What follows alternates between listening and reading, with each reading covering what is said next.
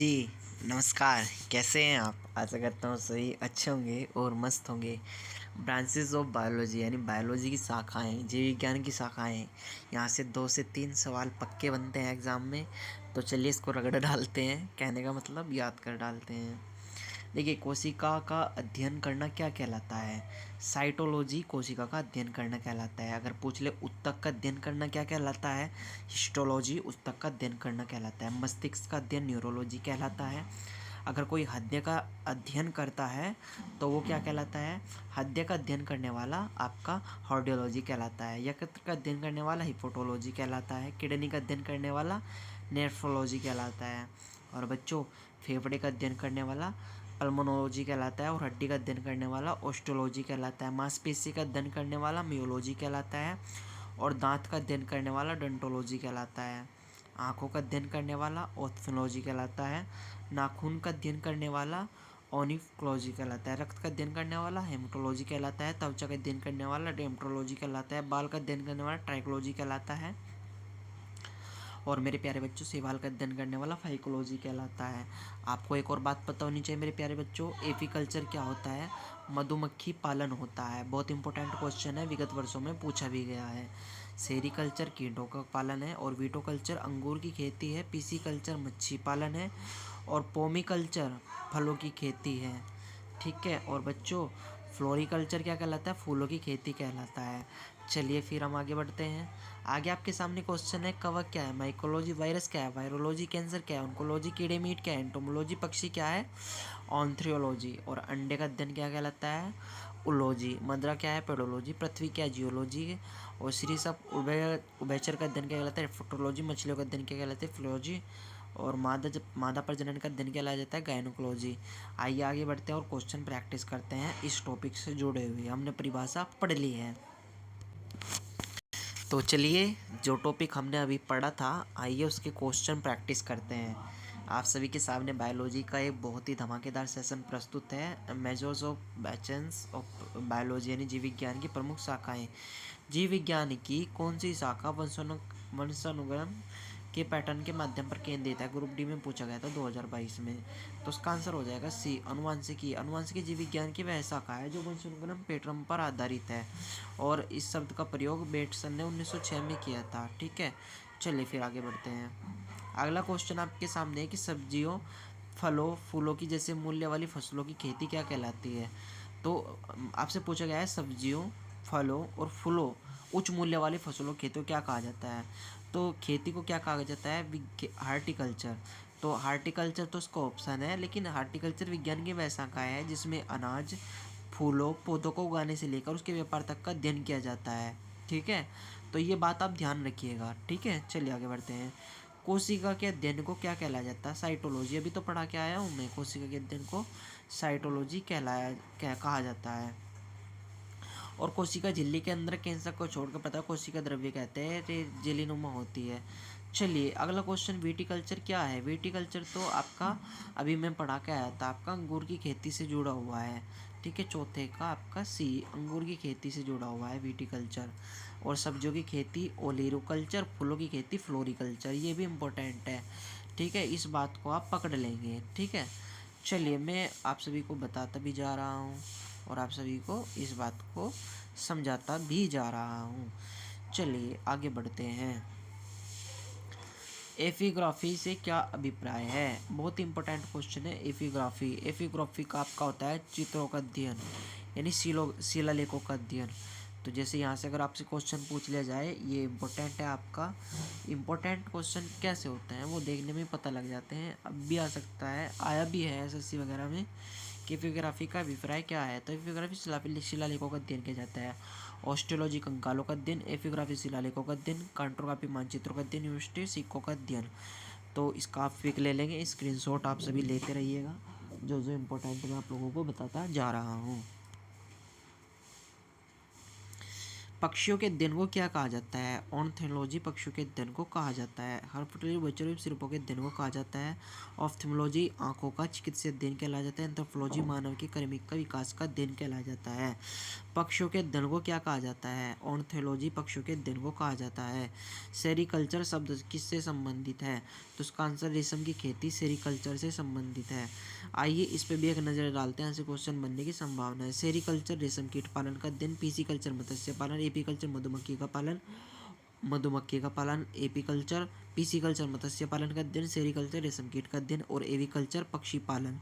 तो यहाँ से क्वेश्चन बन सकता है। ठीक है, चलिए फिर आगे बढ़ते हैं। अभी मैंने आपको बताया सेरीकल्चर किससे संबंधित है, तो आपको पता होना चाहिए रेशम कीट पालन से। C answer is the right answer.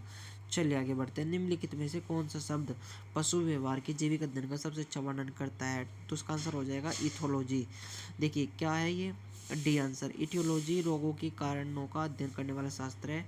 एम्टोलॉजी कीटों का अध्ययन करता है। इथोलॉजी पशु व्यवहार का जैविक अध्ययन करता है। इथोलॉजी मानव जैविक व्यवहार जाति विज्ञान का अध्ययन करता है। चलिए फिर आगे बढ़ते हैं।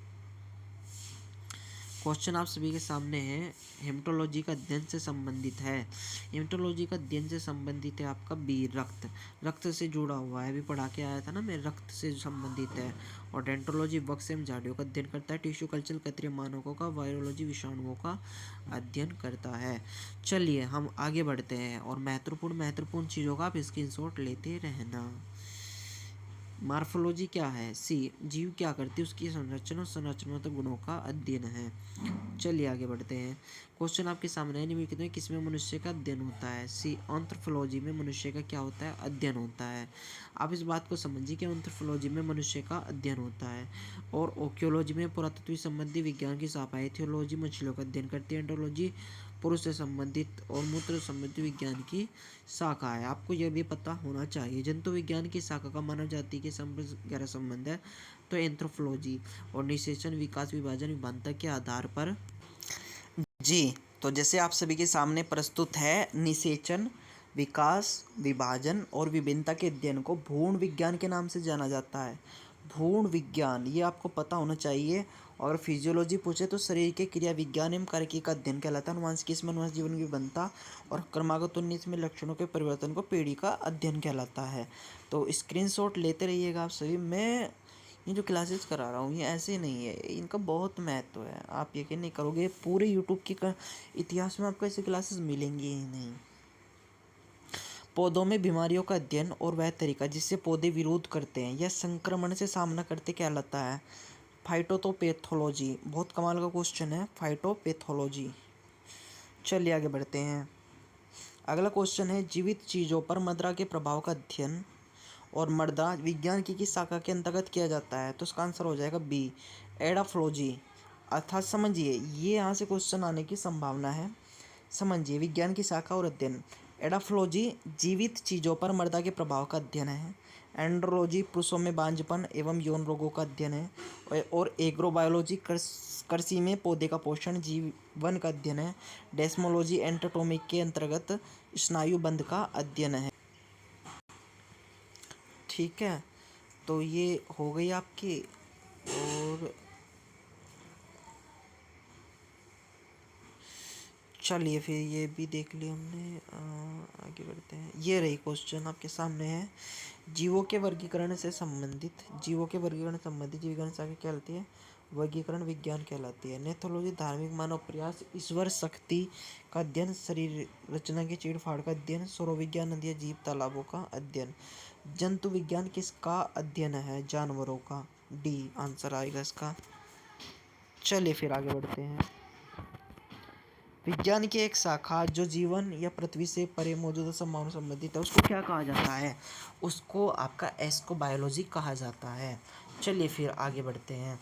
आपको ये भी पता होना चाहिए, एंटोमोलॉजी कीटों का अध्ययन और माइकोलॉजी कवकों जीवाश्म विज्ञानों का अध्ययन किया जाता है। ठीक है, और इसमें बोला है जी जीवन पृथ्वी पर मौजूद जीवन से संबंधित संभावनाओं के लिए। आपको एक और बात पता होनी चाहिए, तत्व और मानव जैसी प्रजाति जैसे कि बंदर, वानर, वन मानुष आदि के व्यवहार का अध्ययन क्या कहलाया जाता है? तो प्राइमेटोलॉजी कहलाया जाता है। ठीक है। प्राइमेटोलॉजी के अंतर्गत मानव प्रजातियों का अध्ययन किया जाता है, ठीक है। और जबकि वनस्पति विज्ञान के अंतर्गत वनस्पति पारिवारिक संबंधों का विज्ञान, एंथ्रोपोलॉजी के अंतर्गत मानव रीति रिवाज संबंधी आदि का अध्ययन किया जाता है। निम्नलिखित में से मकड़ियों का अध्ययन क्या कहलाता है? इंपॉर्टेंट क्वेश्चन है ये, IMP। इसका स्क्रीनशॉट ले लीजिए। मकड़ियों का अध्ययन क्या कहलाता है? एफियोलॉजी कहलाता है मकड़ियों का अध्ययन। एफियोलॉजी, सी आंसर है इसका, C answer, C answer, C answer. Sorry, मकड़ियों का अध्ययन जो कहलाता है ना, आर्किनोलॉजी कहलाता है। एंथ्रोपोलॉजी था उसी, मानव की संस्कृति सभ्यता का अंतर। एपिकोलॉजी मधुमक्खी का अध्ययन। साइकोलॉजी कुत्तों का अध्ययन। IMP लिख कर ले लीजिए। ये हुई ना बात। चलिए आगे बढ़ते हैं। अभी बता के आया हूँ सोरोलॉजी में किसका अध्ययन किया जाता है, तो उसका आंसर हो जाएगा बी, छिपकली। सोरोलॉजी में छिपकली, कीट पतंगों आदि का अध्ययन किया जाता है। इस और आपको पता होना चाहिए सेंट्रोलॉजी में सर्पों का अध्ययन किया जाता है। चलिए आगे बढ़ते हैं। क्वेश्चन नंबर 26, लिखित दस्तावेज जो एक मानव विज्ञानी संस्कृति का चित्रण दर्शात्मक संस्थान से तैयार करता है। A answer is the right, anthropography, ठीक है।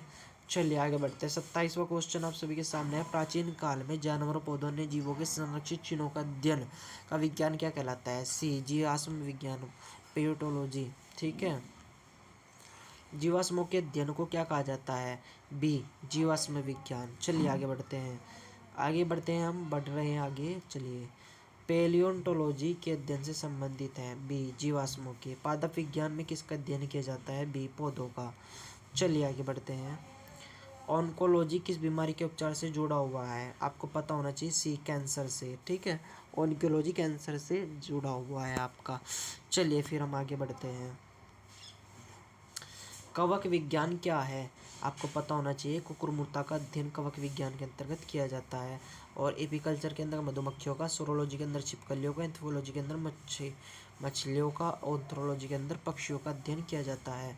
तो ये इंपॉर्टेंट क्वेश्चन बन जाता है ऑफ द ईयर, ठीक है। तो उसका स्क्रीनशॉट बनता है, क्योंकि आपको पता होना चाहिए 25-26 हज़ार का क्वेश्चन शिफ्ट में पेपर बनते हैं। माइकोलॉजी किसके अध्ययन से संबंधित है? कवक। चलिए आगे बढ़ते हैं। ओनियोलॉजी किसका अध्ययन करती है? बहुत कमाल का क्वेश्चन है। इसका आंसर हो जाएगा ओनियोलॉजी सपनों का अध्ययन करती है, ठीक है। B answer is the right answer. तो IMP बन जाता है ये भी अपने आप में, स्क्रीनशॉट बनता है। चलिए आगे बढ़ते हैं। क्वेश्चन आपके सामने, टॉक्सिकोलॉजी किसका अध्ययन करती है? तो बी, जहर का अध्ययन करती है। टेक्सोनोमी के मूल रूप से संबंधित है। ए, जैव विविधता। आगे बढ़ते हैं। क्वेश्चन है, बायोसिस्टम का उद्देश्य क्या है? तो डी आंसर हो जाएगा, अध्ययन के सभी क्षेत्रों से मानव की समग्र विकास के आधार पर वर्गीकरण। विभिन्न प्रकार के अध्ययनों को क्या कहा जाता है? डी, उत्तक विज्ञान कहा जाता है। जानवरों के उनको पर्यावरण के संबंधों का अध्ययन को क्या कहते हैं? इकोलॉजी। तो नेक्स्ट क्लास में मिलता हूँ, क्लास 2 में, कोशिका में। आज की क्लास यहीं तक। आशा करता हूँ आप सभी का 2-3 नंबर पक्के हो जाएंगे इस क्लास से। फिर मिलता है नेक्स्ट क्लास में। जय हिंद, जय भारत।